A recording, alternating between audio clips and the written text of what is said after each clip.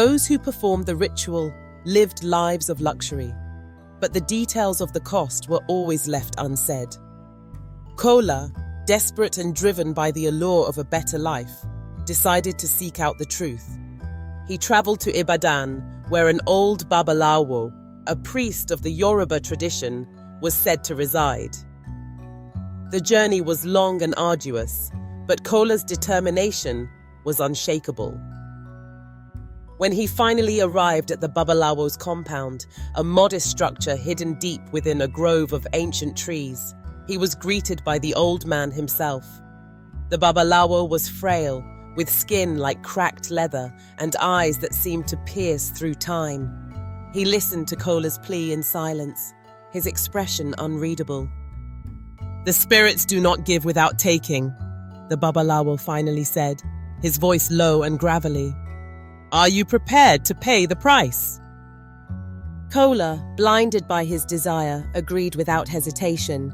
The ritual was performed on a moonless night. A black goat was sacrificed. Its blood spilled into a calabash filled with herbs and strange powders. Kola drank the mixture, his throat burning as he swallowed the bitter concoction. The Babalawo chanted in a language Kola couldn't understand, and the air grew heavy, as if the world itself was holding its breath. When Kola awoke the next morning, he felt different. His pockets were inexplicably filled with cash, and opportunities seemed to fall into his lap. He quit his job, started a successful car dealership, and soon became one of the most talked-about young entrepreneurs in Lagos. He bought a mansion in Lekki, drove the latest cars, and partied with celebrities. Dirty December became his lifestyle, not just a season. For 5 years, Kola lived the life of his dreams.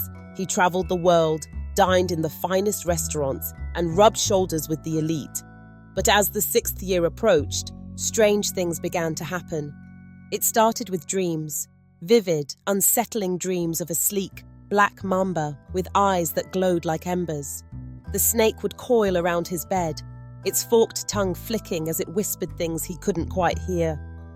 Kola would wake up in a cold sweat, his heart pounding, but he dismissed it as stress or exhaustion. Then the snake began to appear in his waking hours. At first, it was just a glimpse, a flicker of movement in the corner of his eye, but soon it was everywhere. It slithered across the floor of his office, draped itself over the shoulders of his guests, and even appeared in the reflection of his bathroom mirror. But no one else could see it. His friends and colleagues thought he was joking when he mentioned it, and his